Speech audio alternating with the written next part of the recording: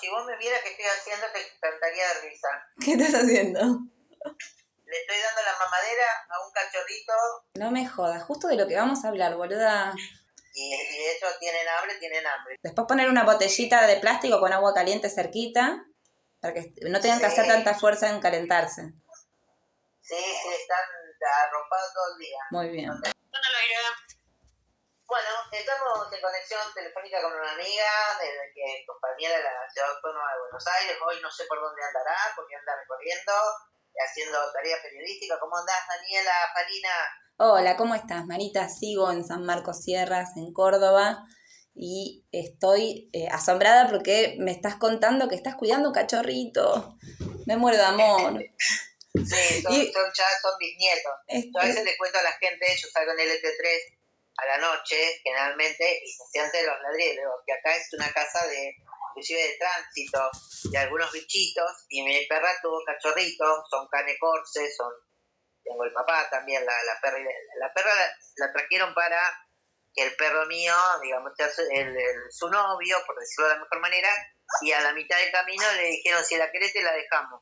Viste cómo es la gente con los animales, pero bueno, y así que acá estoy complicada con los dos más chiquitos que no son de muy bajo peso, dándole la mamadera. Así que si escuchan algún ruido raro, son estos dos pibitos, un pibe y una piba, un perrito y una perrita, que los dos la perra está más complicada, pero bueno, haciendo de abuela de perros ahora. Muy bien, haciendo de militante integral, como siempre. Como siempre, Bueno, de eso quería hablar, justo. Parece magia. Sí. Estamos próximas a la fecha de la dictadura y quería hacer algo raro, que es una comparación entre dos autores que son hermosos para mí y que han marcado mi vida enormemente, ¿no? Por un lado, traer un europeo por primera vez, hablar de James Herriot, que es un seudónimo. James Herriot es un veterinario de campo que nació en 1916 en Escocia y estuvo trabajando terriblemente comprometido con los derechos de los animales en esa Europa de posguerra que necesitaba muchísimo de la intervención de la salud, ¿no? Estamos hablando de un veterinario rural al cual quiero comparar con un autor de América Latina que no es ni más ni menos que Rodolfo Walsh, nuestro amado Rodolfo Walsh. ¿Y por qué compararlos? Porque son dos mundos que parecen completamente imposible de tocar un punto en común y sin embargo sí, se unen demasiado. Como lo vemos en Marita, las personas que realmente quieren cambiar el mundo tienen una sensibilidad que se aplica a todo, porque el lenguaje universal que nos une para pensar todo esto siempre tiene que ver con el amor. Entonces hay un campo en el cual el amor es mucho más visible y mucho más palpable, que es la salud. Esos médicos, muchos médicos, han llegado a la política por el hecho de ganarse la confianza de la comunidad en su tarea imprescindible, ¿no? A veces son hasta considerados brujos o sabios extremos, su saber es indiscutible. Y en esa Europa de principios de siglo, ser veterinario de campo era ser una persona imprescindible para la comunidad. Este tema lo traigo también porque en San Marcos Sierras el intendente es veterinario. Y es el primer intendente que logró llegar a este lugar siendo un venido, es decir, no habiendo nacido y no siendo un paisano de estas tierras. ¿Cómo logró entrar en toda esa comunidad hermosa y ajena a su cultura? Bueno, a través de su trabajo comprometido con la veterinaria. El otro día fui a visitar a un conocido que también tiene ideales, pero que suelen resistirse o tener miedo cuando una tiene esta identidad que tengo yo, ¿no? Tan política, tan de las ideas. Como que la gente se pregunta, ¿qué quiere? ¿Para qué está haciendo esto de ejercer el periodismo gratis? ¿Por qué se mete? Claro, ¿por qué tienen todas esas ideas? Y me pasó algo que me quedó grabado en el alma, digamos, que se los quiero contar, que tiene que ver con esta confianza que uno se gana al cuidar de verdad, ¿no? Me invitaron a una granja, vi un gallo que estaba lastimado y le sugerí que compre un remedio que se usa en estos animales y que es un antibiótico de amplio espectro, vitaminado, que se suele dar aunque haya un golpe, por ejemplo, para que los animales de granja, incluso también aves y otro tipo de animales, puedan recuperarse. Entonces él me escuchó atento y le mandó un audio a Luciano. Yo le digo, perdón, ¿vos le estás mandando un audio al intendente? Sí, le estaba mandando un audio al intendente para preguntarle lo mismo. El intendente le contestó lo mismo que yo. Y cuando veo su mirada me contestó lo mismo, sentí que de repente había confiado en mí.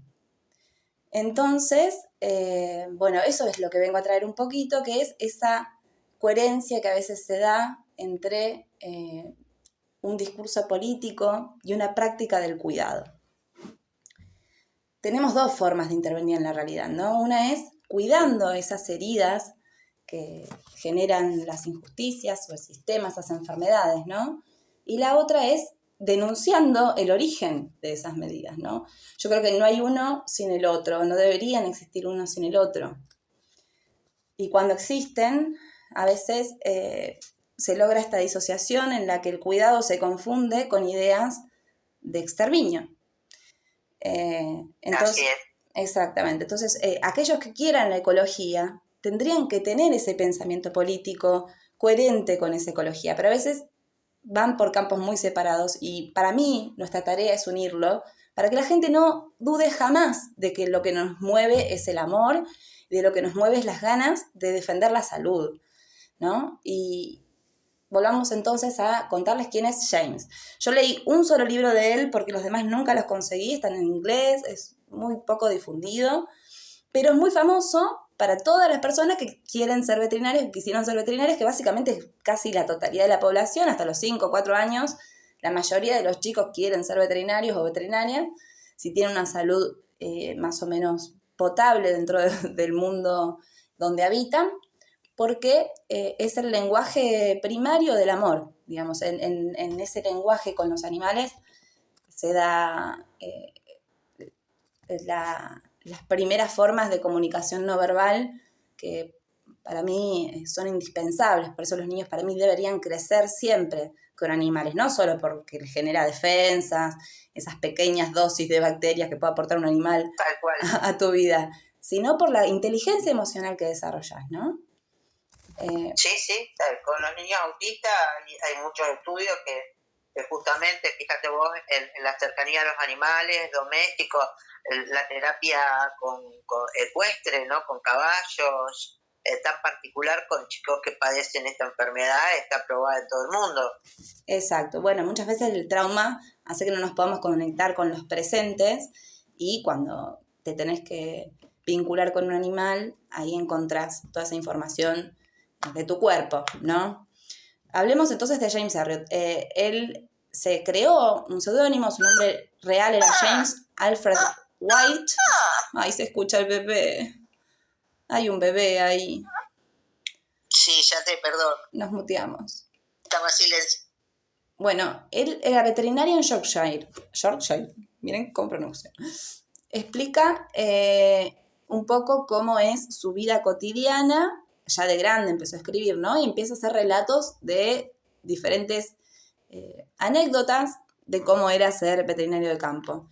Cuando habla de lo que él siente, cuando habla de todo el proceso de su trabajo, es muy hermoso porque encontrás que la criatura más pequeña, que es una de sus frases, ¿no? Hasta la criatura más pequeña vale muchísimo. Toda esa pasión en salvar una vida es una guía para mucha gente que quiso ser veterinaria. Y después encontrás materiales que lo critican y que no lo quieren justamente porque hay una industria, si querés, una cosificación de los cuerpos de los animales que ha hecho un corporativismo de la veterinaria que, bueno, es el que hizo que yo no siga estudiando veterinaria y no siga esa carrera, ¿no? Hay un negocio sobre la salud que a veces choca con la idea de sujetos de derechos y con esta idea del amor. Así que es un personaje muy criticado por quienes quieren un corporativismo de la salud y muy reivindicado por aquellas personas que llegaron a la veterinaria desde el amor.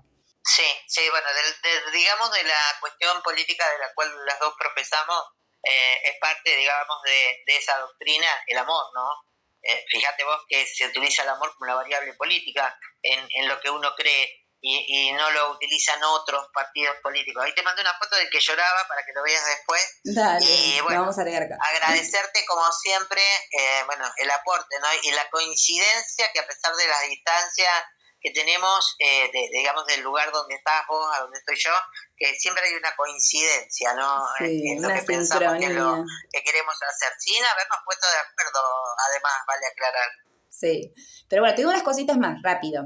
Walsh no es un autor rural, sino de ciudad, y coincide, sin embargo, en la manera de mirar lo cotidiano, ¿no? Y hacer visible lo invisible, ponerle voz a aquello que no se mira. La pregunta entonces es, ¿quién cuenta las vidas pequeñas? ¿Quién les da la dignidad narrativa? Mientras que en América Latina el vínculo con los animales y con el campo muchas veces no se narra desde la calidez de un veterinario, sino que se habla de civilización y barbarie, aparece el mismo paradigma, ¿no? Cómo vemos a lo otro, cómo vemos el cuidado y cuál es la mirada sobre la violencia. Por ejemplo, nunca pensé en escribir literatura, solo en contar lo que veía cada día, dice Harriet. Por su lado, Walsh plantea que el periodismo tiene que ser un acto libre, sino que es una farsa, ¿no? Lo que hacía entonces Harriet era una forma de periodismo, de afianzar el conocimiento y de hacerlo relato desde esa necesidad de contagiar el amor animal. Entonces, de alguna manera, coinciden en que la urgencia de escribir está por encima de la forma, ¿no? También Haroldo Conti la otra vez cuando hablamos planteaba eso. La forma es hermosa, pero lo importante, sobre todo, es el objetivo de esa comunicación, ¿no? ¿Cuál es la urgencia de narrar algo que no se narra? Bueno, Harriet decía que el sufrimiento de un animal no es menor por no tener palabras. A veces lo único que podía ofrecer era estar ahí. Ese es un tema clave. Harriet habla de acompañar el dolor de los animales. Lo que estás haciendo vos con esos cachorros es indispensable. Ellos no solo necesitan alimento, necesitan amor, necesitan el cuidado, necesitan respeto. Y eso... Sí, llora porque quiere UPA, entre otras cosas. Entre otras cosas. Bebé. Y va a sobrevivir porque vos le das el UPA. No es ajeno al resultado ese amor. Y ahí lo ves, en la veterinaria lo ves. Al animal que vos le das amor es un animal que se salva con muchas más probabilidades que aquel que se lo deja solo en una jaula, por ejemplo, ¿no? Y bueno, está contado desde justamente un veterinario, es revolucionario. La experiencia, dice él, enseña más que los libros. Y ahí está el ruido, ahí está la ruptura.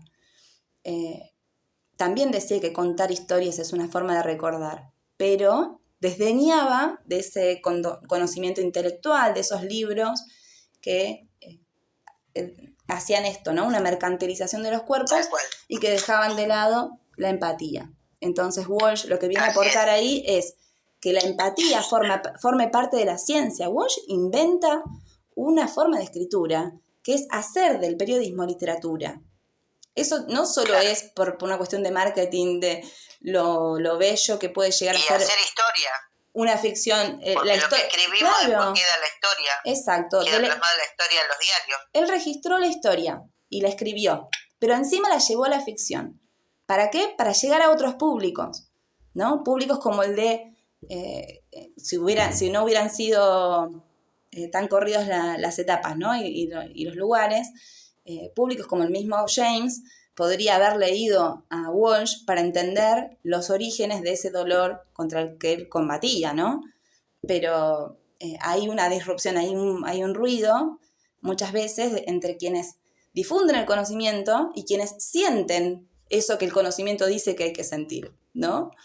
Ese es el puente que tenemos que tender para que no haya más Walsh desaparecidos, porque vos tenés a un hombre como James totalmente reconocido, que murió feliz, que murió,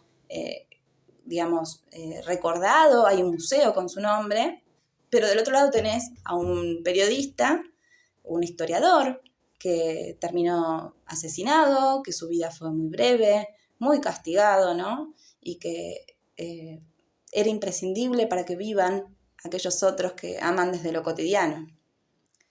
Es así. Te agradezco como siempre el aporte, ¿no?, que haces, y yo te voy a decir una frase de uno de los médicos veterinarios de acá de Rosario, al cual respeto mucho y aprecio y quiero mucho también. Me refiero al doctor Carlos Cosia, que por ahí lo podés llegar a tener, que es el veterinario de Rosario que operó en su momento a un oso que estaba en un circo que había sido, le habían sacado las uñas. Bueno, siempre él está digamos, en ese tipo de, por supuesto sin cargo, va y lo hace, de salvar inclusive, o la vez pasada un puma en Roldán, cosas así, ¿no? Animales exóticos que no son de la fauna, como él denomina, y yo estoy de acuerdo, la fauna de la ciudad, que es la que convive con nosotros, porque estos pichus son perritos que después van a ser parte de una familia, y pensar en la salud de esta fauna animal que está en la ciudad también es importante para la salud pública en general, ¿no? Y exactamente. de cada uno de nosotros. Pero sobre todo porque hay algunas especies sobre las cuales tenemos, en realidad sobre todas tenemos una responsabilidad directa, pero hay algunas que son parte de nuestras familias. Hemos domesticado especies como los perros y no podemos dejar de hacernos cargos de lo que hicimos con esa especie, ¿no? De cómo eran un instrumento y después fueron descartados y se convierten en víctimas de nuestra indiferencia muchas veces.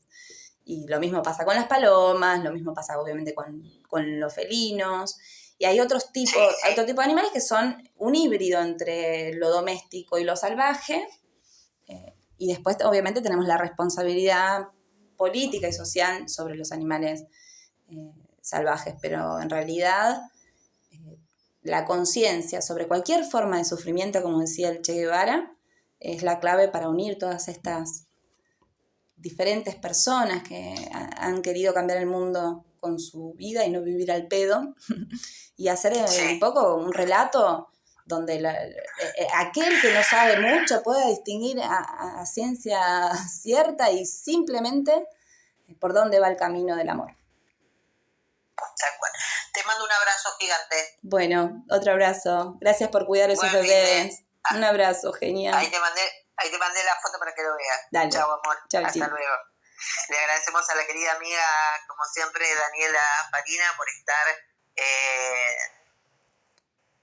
como siempre, acompañándonos con temas tan interesantes como esto, ¿no? Hablar también del amor y del lugar que ocupan en la humanidad estos seres que a veces son también parte de la familia, como son los animalitos domésticos.